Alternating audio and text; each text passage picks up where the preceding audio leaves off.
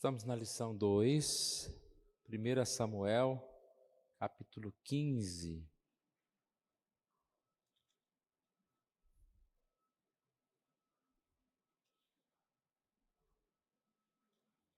É um texto um pouco longo. Eu vou ler a parte inicial aqui, depois a gente vai lendo mais algumas outras. 1 Samuel, capítulo 15. Disse Samuel a Saul: enviou-me o Senhor a ungir-te rei sobre o seu povo, sobre Israel. Atenta, pois, agora às palavras do Senhor. Assim diz o Senhor dos exércitos: castigarei Amaleque pelo que fez a Israel, ter-se posto a Israel no caminho quando este subia do Egito. Vai, pois, agora, fere a Amaleque e destrói totalmente tudo o que tiver, e nada lhe poupes, porém matarás homem, mulher, meninos e crianças de peito, bois e ovelhas, camelos e jumentos. Saul convocou o povo e os contou em Telaim. 200.000 homens de pé e 10.000 homens de Judá. Chegando, pois, Saul à cidade de Amaleque, pôs emboscadas no vale. E disse aos queneus: ide-vos, retirai-vos e saí do meio dos amalequitas, para que eu vos não destrua juntamente com eles, porque usastes misericórdia para com todos os filhos de Israel, quando subiram do Egito. Assim os queneus se retiraram do meio dos amalequitas.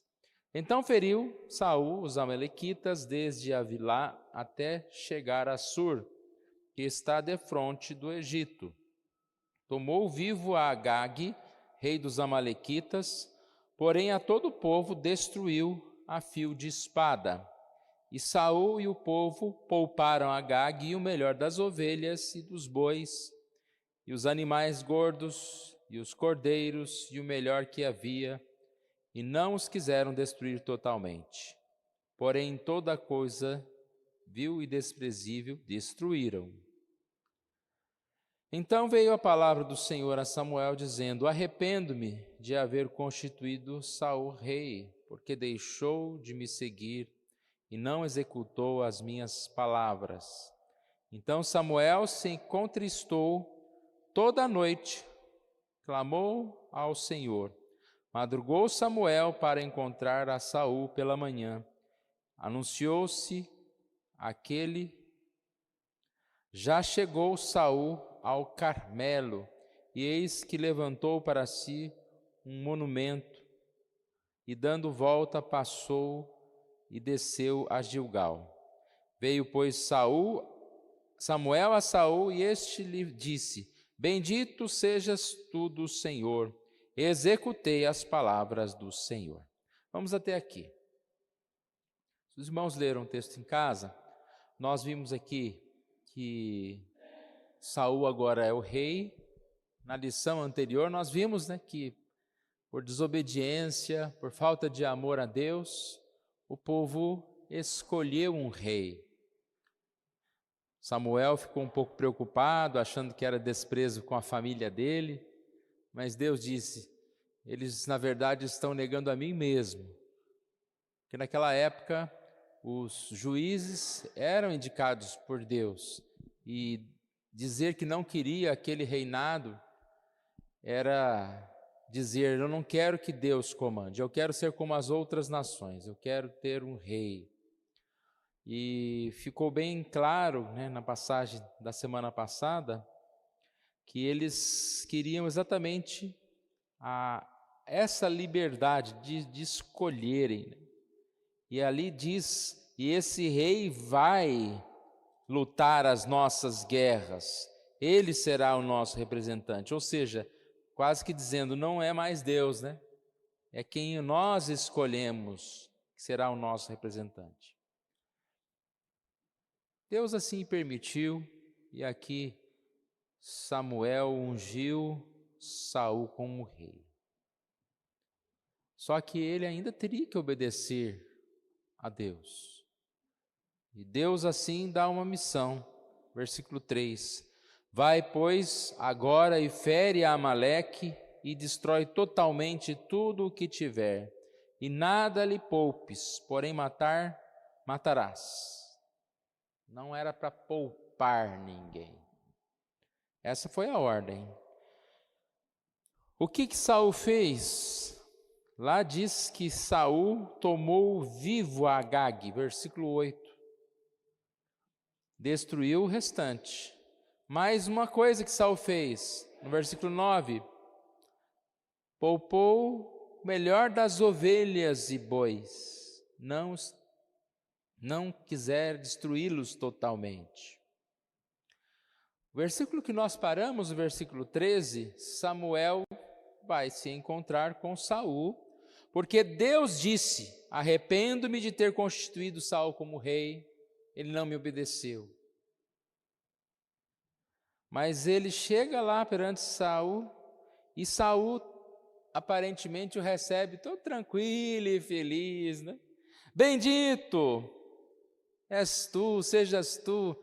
E olha a frase que ele diz, final do versículo 13: executei as palavras do Senhor. Executei as palavras do Senhor. Já adiantando um pouco a lição, nós somos muitas vezes como Saul. Nós recebemos os mandamentos, recebemos a direção de Deus para a nossa vida, e nós fazemos, buscamos cumprir, mas nós damos uma melhoradinha, né? Ou seja, nós fazemos como a gente acha que é melhor. É quase que Saul está dizendo: não, Deus, espera aí, o Senhor mandou matar, acabar com tudo, mas eu tenho uma ideia. Eu vou poupar o rei, eu vou poupar os animais para oferecer em sacrifício ao Senhor. Olha como ele é bom de ideia, né? Mas Deus disse: não me obedeceu, não fez como eu havia dito.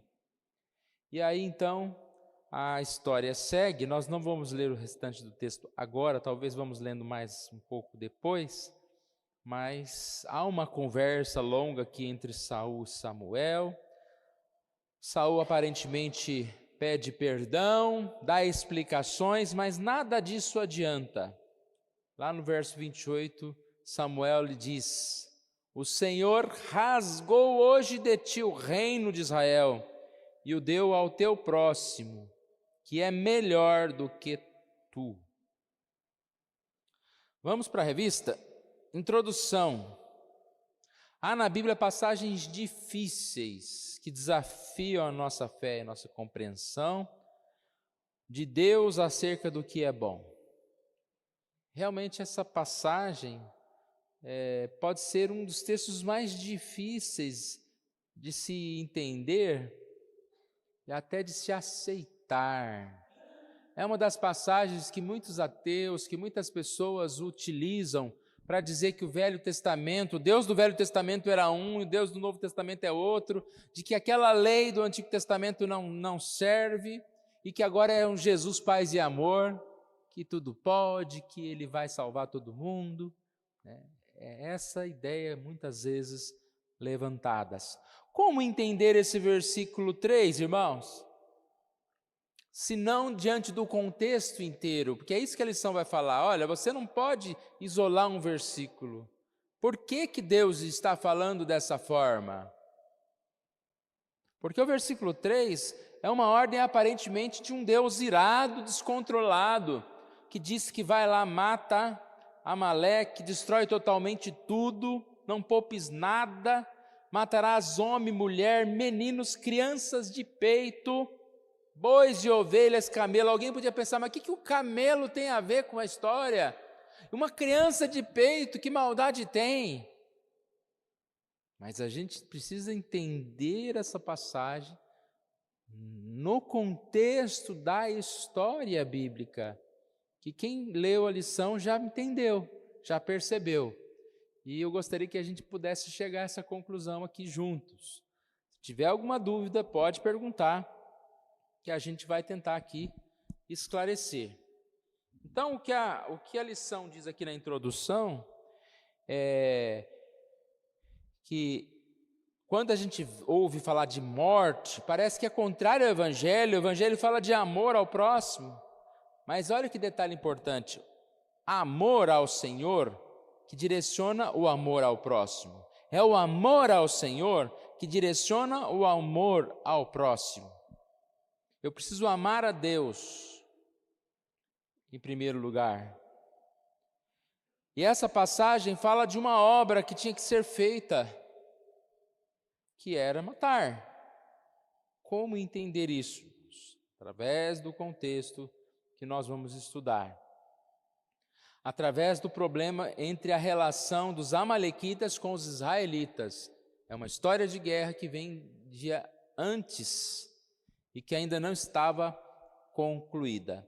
É certo, irmãos, que, como nós lemos, estudamos na semana passada sobre o seguidor de Jesus, lá diz que Jesus veio para trazer guerra. Lembra o que esse versículo queria dizer? Que nós amamos a Deus em primeiro lugar, mais do que a nós mesmos, mais do que a nossa família, mais do que o outro, no sentido de que se há uma oposição contra o Evangelho, nós não vamos declarar paz a quem age com oposição ao Evangelho. É claro que não se trata de pegar uma espada e sair matando os ímpios aí da terra. Isso que nós estamos lendo aqui em 1 Samuel 15 faz parte de um contexto do Antigo Testamento, de uma questão específica daquela época. Quando nós falamos domingo de manhã sobre que Deus nos veio trazer não para a paz, mas para a guerra, nós falamos muito sobre a questão do sofrimento que nós passamos por ser cristãos.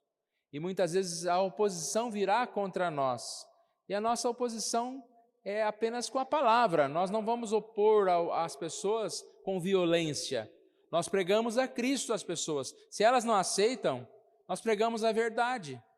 Nós pregamos sobre a família, nós pregamos sobre moralidade, nós pregamos sobre coisas que o mundo não aceita. Seremos perseguidos por isso. Mas voltando aqui ao nosso texto. Vamos tentar entender. Ponto 1. O início do problema. Volta lá em Êxodo 17, quando relata que as guerras, os problemas entre Israel e os amalequitas, israelitas e os amalequitas começaram. Então conta-se aqui que Israel estava em Refidim sem água, despreparado para a guerra, e Amaleque o atacou. Não houve provocação por parte de Israel, e Israel foi simplesmente atacado pelos amalequitas. Atacando Israel, irmãos, os amalequitas estavam atacando quem? O povo de Deus. Estavam atacando o próprio Deus. E essa é a questão. O povo estava iniciando a sua jornada para a terra prometida. Era uma forma de Deus cumprir as suas promessas. Atacar um povo que está indo para a terra prometida, que o Senhor disse que eles iam para a terra prometida, é ir contra o Senhor. Essa guerra existe desde o momento que o pecado existiu. Porém, inimizade entre ti e a serpente. Haverá sempre o fruto da serpente e o fruto daquele que é o descendente. Um povo de Deus crescendo e um povo que é contrário a Deus crescendo. Essa guerra sempre existiu. Quem é contrário a Deus quer exterminar, quer acabar com o propósito de Deus. O inimigo quer, assim, tirar o povo do caminho. Então, como diz aqui, atacar Israel era levantar-se contra o próprio Deus. Era impedir Israel de receber o que Deus havia dado, e era fazer de Deus mentiroso. Deus não falou que vocês iam para a terra prometida? Veio um amalequita lá e já matou esse povo todo. Que Deus é esse? Mais fraco que os amalequitas? Então percebes que a ordem de Deus a Saul, que parece tão bruta, vai lá e mata os amalequitas, está relacionada já a esse contexto. Os amalequitas, já desde aquela época, foram condenados à morte, condenados contra o povo de Deus, a perder essa guerra. Naquela época, conta-se que Moisés intercedeu pelo povo de Deus, Arão e Hur mantinham seus braços erguidos, e aí o povo venceu os amalequitas. Mas, desde aquela época, lá diz, o Senhor jurou que haveria guerra entre as gerações de Israel e amalequitas, e isso não duraria para sempre, ou seja, haveria um momento em que Amaleque seria riscado da história. E aí chegou o momento. Então havia um inimigo declarado, uma ameaça constante, e a lição diz muito bem que aquela criança de peito, ela seria o guerreiro de poucos anos depois. Então, exterminar o inimigo por completo é exatamente a forma que se fazia parte, para que esse inimigo não continuasse essa guerra, essa luta contra o povo de Deus. Essa é a promessa de Deus. A Bíblia traz muitas figuras, irmãos. E essa é uma figura do dia do juízo, quando o Senhor será esse rei que vai governar, e ele vai ser um rei de justiça, e que vai contra todo aquele que não confessou, aqueles que não serviram. Esses serão perdoados? Não, serão exterminados. No dia final, Deus também tem o seu povo, e este será salvo, este será remido. Como nós vamos ver no decorrer da lição, às vezes nós somos como Saul. Nós queremos dar um jeitinho para tudo, queremos poupar uns, outros não. E muitas vezes nós temos dificuldade com essa ideia do juízo. Um pastor um dia foi perguntado se Deus não tinha sido muito exagerado com Adão. Porque quando Adão pecou, né? Adão e Eva pecaram, Deus veio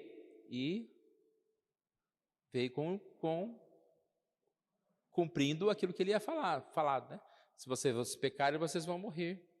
E aí os expulsou do paraíso, e tudo que a gente já conhece da história. A resposta desse pastor foi: Deus foi muito misericordioso. Deus tinha que ter cumprido na hora ali o matar mesmo, exterminar já toda a face do homem. Deus ainda logo o cobriu, né? Ele sentiu que estava nu, e Deus fez umas vestimentas, já demonstrando que era o resgatador. Deus vem, enviou o seu filho para nos salvar. Então toda aquela ideia que às vezes a gente tem, né? Mas Deus poderia ser mais misericordioso. Não, Deus é muito misericordioso. Nós não merecemos a salvação. Mas Deus só salva um grupo, não salva outro. Deus não devia salvar ninguém. Estão entendendo a ideia? Então Deus é muito bondoso. A gente não pode pensar que um Deus irado, que um Deus que vem contra pessoas, contra alguns, é um Deus que não é justo. Não, pelo contrário, é justiça isso. É justiça punir aquele que é mau. Essa é a justiça de Deus. Só que é uma lição difícil da gente, às vezes, assimilar e aceitar certas coisas nesse sentido. Então, em resumo, há um inimigo declarado, os amalequitas. Deus prometeu que eles seriam exterminados. E agora ele fala com Saul, para que Saul extermine esses reis, esse povo, esses amalequitas. Lá em Deuteronômio 25, 17 a 19, quando Moisés instruiu o povo sobre o que haveria de vir após a passagem do Jordão, a covardia dos amalequitas foi relembrada, e a vontade do Senhor de que sua memória fosse apagada, foi reafirmada. Amaleque é um inimigo do Senhor de Israel. emissários de Satanás que tentavam impedir a promessa se cumprisse. É um Deus de paz, mas também é um Deus de guerra. É um Deus que é contra aqueles que são em oposição contra nós. Muitos reinos caem, que são oposição contra o Senhor. Alguém quer perguntar? Quer nos ajudar? Pode me ajudar a esclarecer se eu não fui claro em alguma coisa. Pode ajudar. Fique à vontade, tá, irmãos? Vamos para o ponto 2.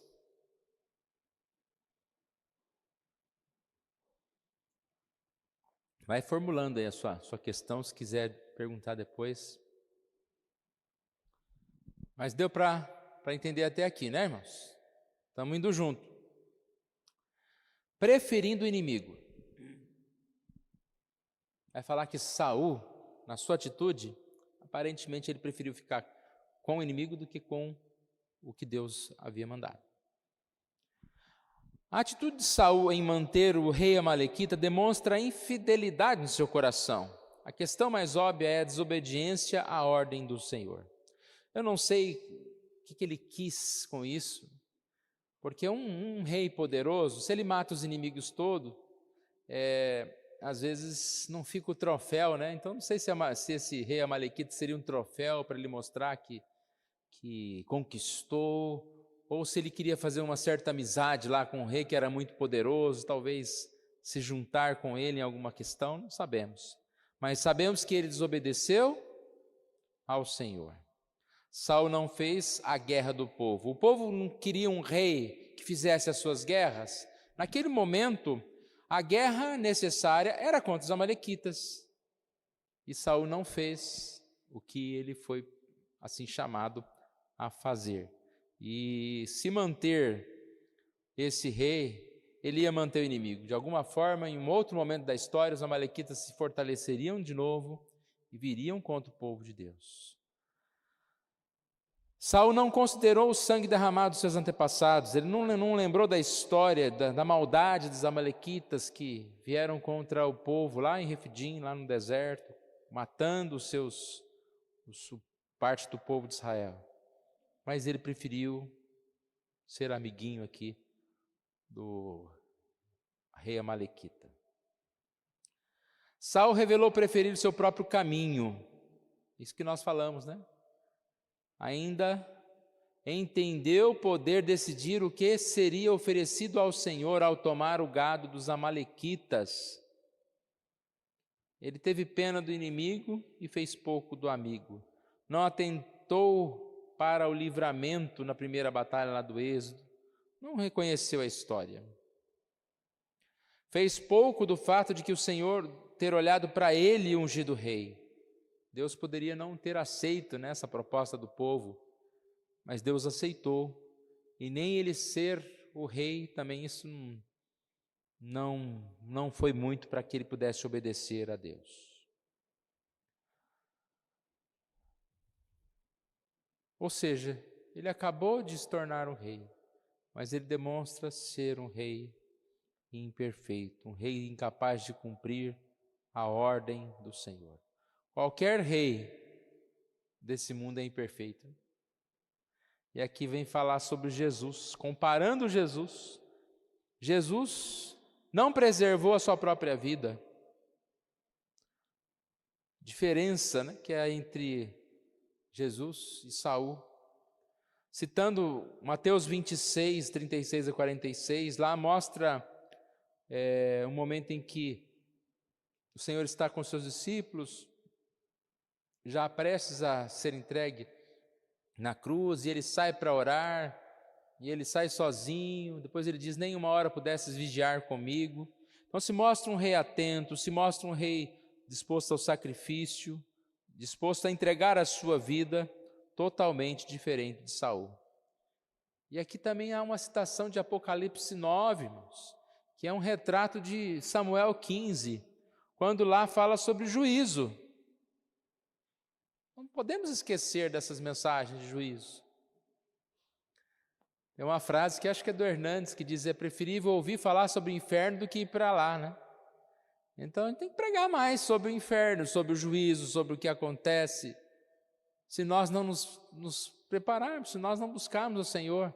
A salvação é pela graça, mas a gente sabe que essa graça ela atinge a gente de uma forma tão especial que transborda rios de água viva, ou seja, nós somos transformados, passamos a viver em santidade junto com o Senhor. Então, se nós não estamos fazendo isso, algo está errado e precisamos ouvir. Há muita falta de temor a Deus nos dias atuais. As pessoas muitas vezes não percebem a necessidade de levar a sério certas coisas. E esse texto aqui é muito especial para isso, né? Porque aparentemente Saul é um retrato nosso, como eu disse no início.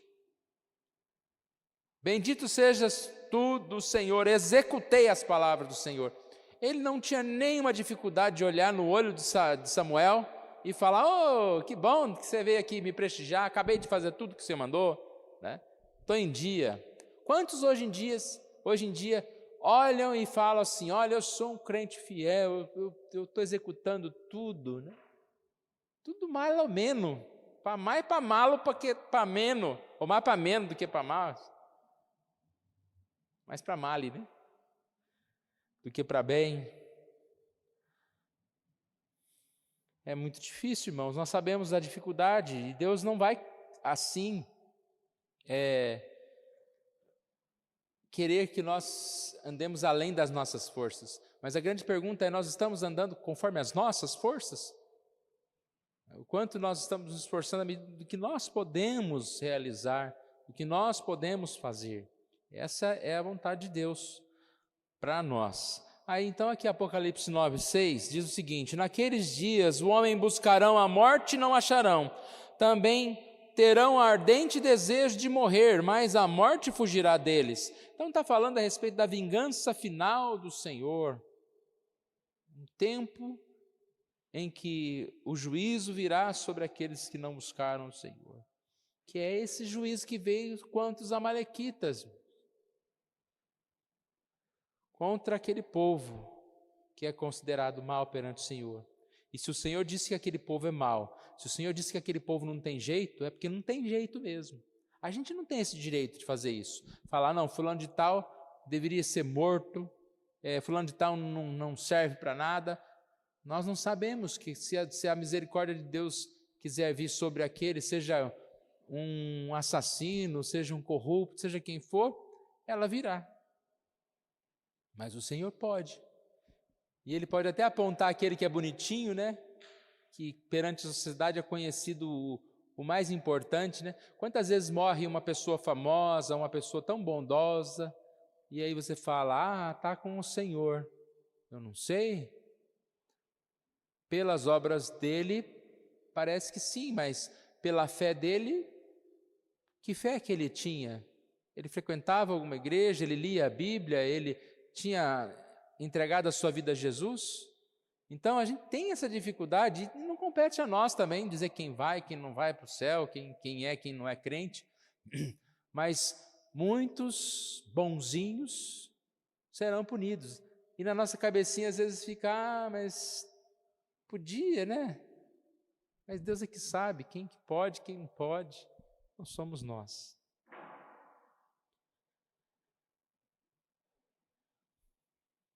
De fato, a insistência, um pouquinho antes aqui. A dureza exigida pelo Senhor, estou no finalzinho do ponto 2. A dureza exigida pelo Senhor a Saul contra os amalequitas não foi um modo diferente de Deus fazer as coisas. De fato, a insistência em ver a justiça divina como algo duro e até indesejável reflete nossa condescendência com o pecado. O fato é que não há justiça em nós. Isso aqui é importante, olha. Por que às vezes a gente acha que a justiça de Deus está sendo um pouco duro, até indesejável? Porque por causa da nossa condescendência com o pecado. Nossa condescendência com o pecado. Sabe quando você fala: poxa, mas essa multa aqui passou a 100 por hora, passou a 110, que injustiça. Por que você fala isso? Porque você acha a lei injusta, você é condescendente, você concorda com o pecado, você acha que nem tinha que ter, cada um anda aqui com a velocidade que quer, o problema é dele, ele que bate a cabeça dele, mas ainda bater a cabeça do outro, se ele morrer sozinho, né, o duro que ele mata o outro. Eu dei um exemplo, e a gente poderia dar vários outros. Você tem mais facilidade de perdoar alguém que comete um erro meio próximo do seu, porque você fala, não foi nada não, né?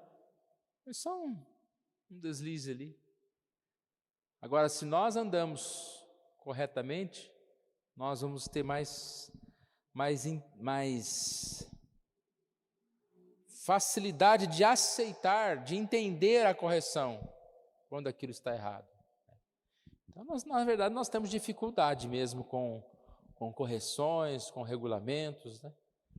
Não deveríamos ter. Ponto 3. A justiça devida. Não entendemos que a justiça esteja associada, antes de tudo, com Deus e não com o próximo. Aquilo que é bom e devido, antes de tudo, é bom e devido em relação ao Senhor. Essa semana eu escrevi um texto que falava sobre beleza. Como que você define beleza? Interessante isso, né? Beleza depende do seu ponto de vista. Eu posso achar belo algo que não é belo. Eu posso gostar de coisas que não são boas. E a beleza, então, ela não pode ser definida em relação ao que eu penso, ao que eu gosto, mas em relação ao que é beleza para o Senhor. Mesma coisa que ele está falando aqui sobre o que é bom. O que é bom? Bom é aquilo que o Senhor considera bom. Devo amar ao próximo, é quase que voltando lá na introdução, ou no primeiro ponto. Mas eu não posso considerar algo pecaminoso ou condescender, né, com algo pecaminoso sem ofender ao Senhor. Se eu amo aquilo que não é bom perante o Senhor, eu estou amando aquilo que não é belo.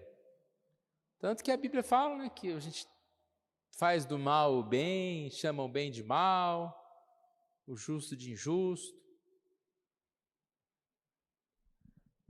Saul, ao saudar Samuel, como se não tivesse acontecido nada, né? Como se ele tivesse obedecido ao Senhor, ele revela que não se importava com as ordens de Deus, acreditava que Deus iria aceitar o jeito que ele fez. Talvez Deus falasse, não, você teve uma boa ideia, eu devia ter pensado nisso, né? Deixar o rei Amalequita e os animais aí para depois a gente oferecer um sacrifício para mim mesmo. Saul estava totalmente equivocado. Na sequência aqui que nós não lemos mais, 1 Samuel capítulo 15, no 14, há um fato curioso, né? Então disse Samuel, que balido, pois de ovelhas é este aos meus ouvidos, e o mugido de bois que eu ouço?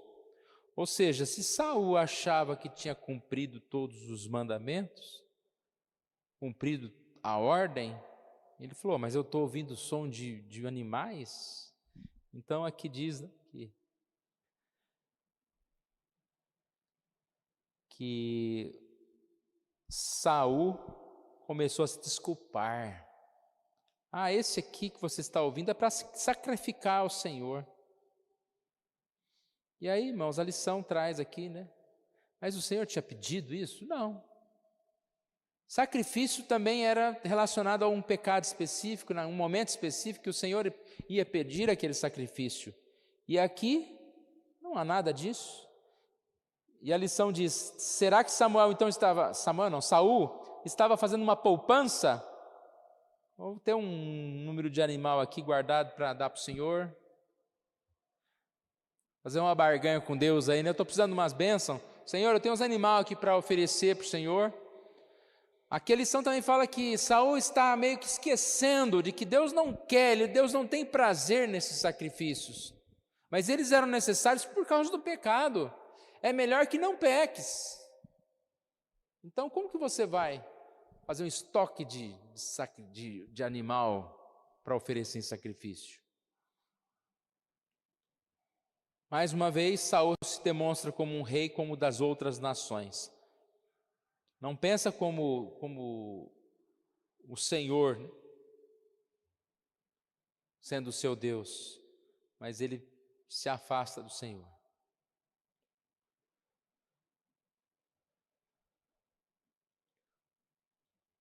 O povo quis escolher um rei, mas acabou escolhendo um rei dos moldes do próprio povo, né, da forma errada. O rei escolhido aos moldes de um povo que rejeitou a Deus, também o rejeitou. Acabaria por ser rejeitado.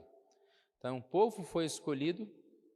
Quando o rei foi escolhido, o povo estava rejeitando a Deus. Agora, esse rei tanto não ajuda o povo, como está rejeitando a Deus. Então, o povo rejeitou a Deus ao escolher o rei, e o rei rejeita a Deus também ao não obedecer a Deus. Mais uma comparação com Jesus aqui, né? O verdadeiro rei. Gênesis 49:8 diz: Judá, teus irmãos te louvarão, a tua mão estará sobre a servir de teus inimigos, os filhos de teu pai se inclinarão a ti. Ou seja, o verdadeiro viria da tribo de Judá. Esse é o plano redentivo, é o plano do Senhor para os salvar. Aqui nós lemos como Samuel ficou transtornado com o que estava acontecendo. Ele fica triste.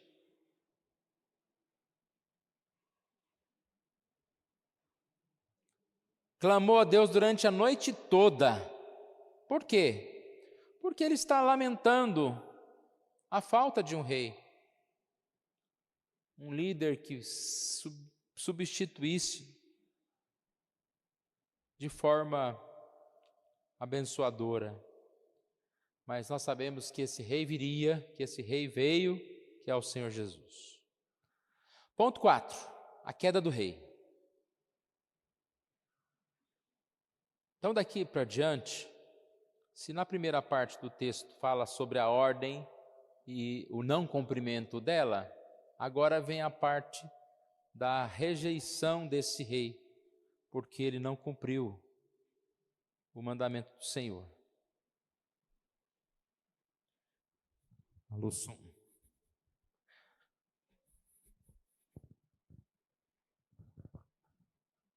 Só um lembretezinho aqui do verso 15. Respondeu Saul: de Amaleque os trouxeram, porque o povo poupou o melhor das ovelhas e dos bois para sacrificar ao Senhor teu Deus. Aí mostra quanto ele estava realmente distante de Deus.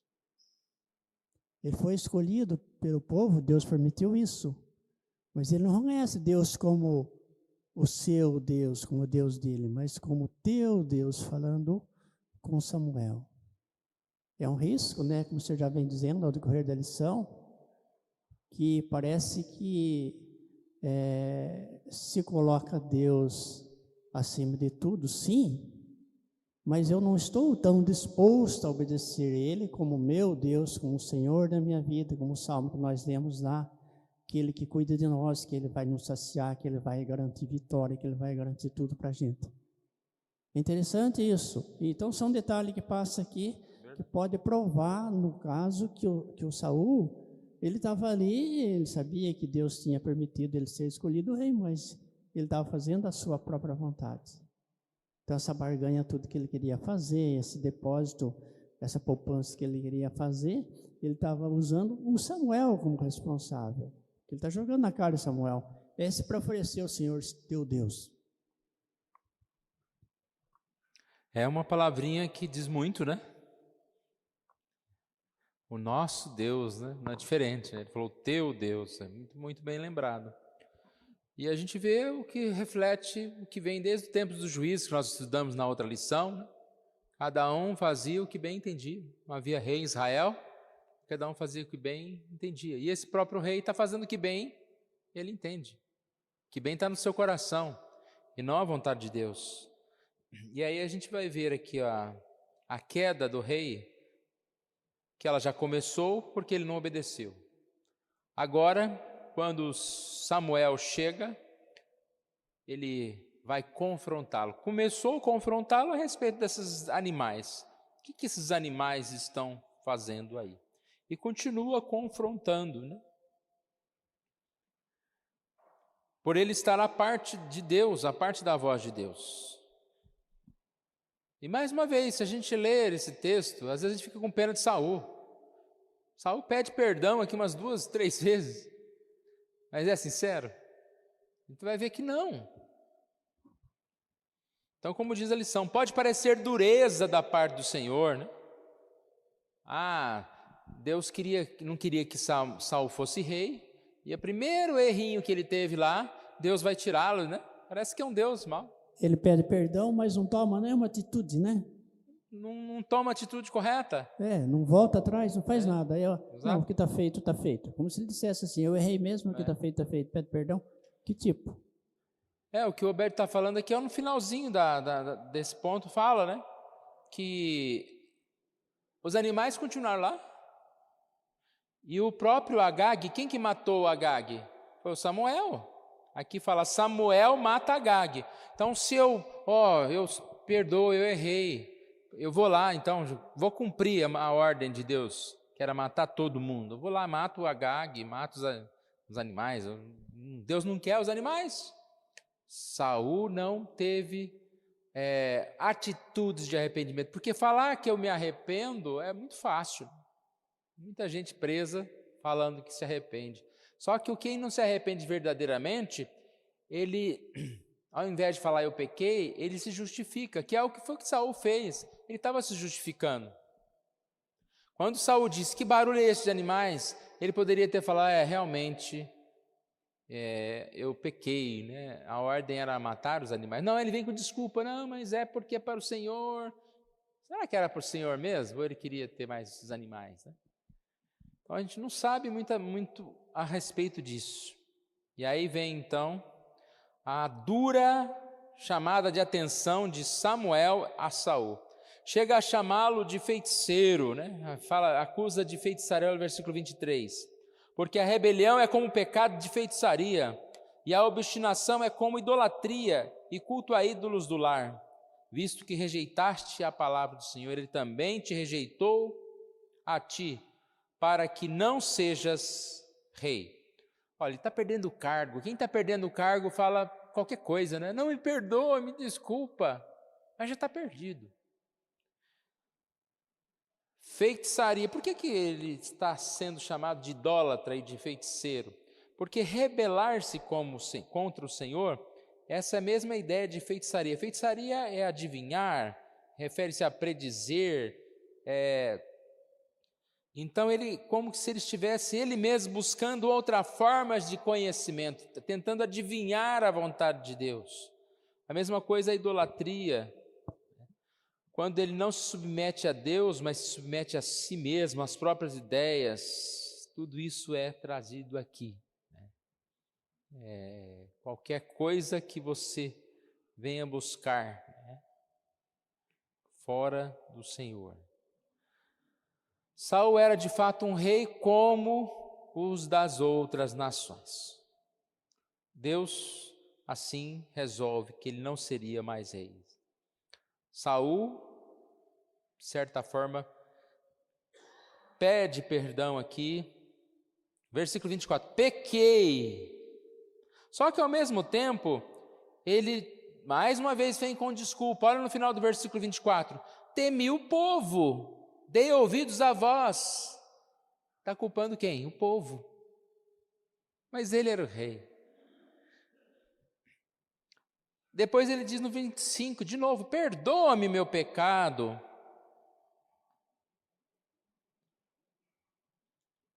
E aí Samuel diz, não tornarei contigo. Rejeitastes a palavra do Senhor, eu te rejeitei, para que não sejas rei sobre Israel. Percebe-se que aqui é um ponto final de quem não está arrependido. Verso 27. Virando-se Samuel para ir, Saul segurou pela orla do manto e esse se rasgou. Acho que ele queria dar uma surra no Samuel, né? Saul segurou assim, deu quase um puxão. E aí Samuel, com certeza ele fala, o Senhor rasgou hoje de ti o reino de Israel e o deu ao teu próximo, que é melhor do que tu. Samuel foi corajoso, né? Falar isso tudo com Saul. Então a gente percebe aqui essa rejeição total, né, deste rei. Saul de novo vai falar, pequei, mas já não há mais esperança. Mais uma vez, irmãos, nós temos essa dificuldade, né? Nós queremos ser bonzinhos com todo mundo. Hoje em dia a gente vê uma igreja que está querendo ser bonzinha com todo mundo, defendendo todo tipo de pecado. E Deus não disse que a gente deve fazer isso. Deus disse que a gente deve pregar a verdade, falar a verdade, não é ser grosseiro com as pessoas, não ser violento com as pessoas, mas não fazer amizade com essas pessoas. Há uma grande polêmica hoje em dia, né, em relação a algumas falas de pastores, de uns que são mais duros com o pecado e outros que tentam minimizar isso. E a palavra, ela às vezes confunde, né, porque essas pessoas que querem abrigar o mal, elas vêm como Saul, falando, não, mas Deus é amor. Não, Deus é amor, mas nós devemos amar aquilo que é bom. Quando lá no Salmo 1 diz que nós não devemos andar nos conselhos dos ímpios, não devemos assentar na roda dos escarnecedores, né? Então é exatamente isso, eu devo amar o próximo, eu devo abençoar as pessoas, mas eu não posso me assentar com ela, eu não posso viver com ela. Conclusão, para terminar. Saul não era o rei que Israel necessitava. Em vez de obedecer a Deus, Saul preferiu proximidade com o inimigo de Israel. Nossa dificuldade como passagens como esta mostra nossa conivência com o pecado e a pouca familiaridade com a santidade divina. O rei, quem precisamos, não só se submete à vontade do Senhor, como trará vingança e fará justiça sobre todos os que se levantam contra Deus e seu povo. Então vem bem um resumo aqui, né, nessa conclusão. Saul foi rejeitado, porque ele preferiu a proximidade do inimigo do que obedecer a Deus, e nós também temos essa dificuldade. Às vezes nós queremos mais ser bonzinho do que obedecer a Deus. Pode falar. O verso 30 aí, pastor. Então disse Saul, pequei. Olha o que ele pede. Honra-me agora, porém, agora, diante dos anciãos do meu povo e diante de Israel, e volta comigo para que eu adore o Senhor, teu Deus de Deus, novo. Deus de novo. Não, e ele queria honra, né? Ele queria ser honrado ainda. Opa, ele queria ser visto como o grande ali na história toda. Honra-me diante de Israel. E volta comigo para que eu adore o Senhor, teu Deus de novo. Aplicação. As penalidades aplicadas sobre quem merece lhe causam repulsas? Essa é a pergunta pessoal, né, irmãos? Você vê a vingança do Senhor como injusta ou exagerada? A atitude de Saul não lhe pareceu tão ruim? Em vez disso, pareceu até mesmo correta por ter poupado a vida de Agag? parte de sua fome e sede de justiça se refere também ao justo derramamento da ira do Senhor? Então é isso, né, irmãos? O que se refere à justiça, à ira do Senhor, nós clamamos que o Senhor faça essa justiça. Quando tem, por exemplo, um rei mau, uma liderança má, seja em que área que for, qual que é a nossa oração? Que esse servo se converta ou que ele seja deposto daquele cargo, né? Se o Senhor levar, seja como for, porque a gente quer que o bem seja feito. Então é assim que a gente percebe que acontece, né? O Senhor, Ele vai vir sobre nós, no sentido para nos abençoar, e às vezes para nos abençoar, Ele vem com sua justiça contra os maus, e isso é uma realidade. Mais alguma coisa? Vamos concluir?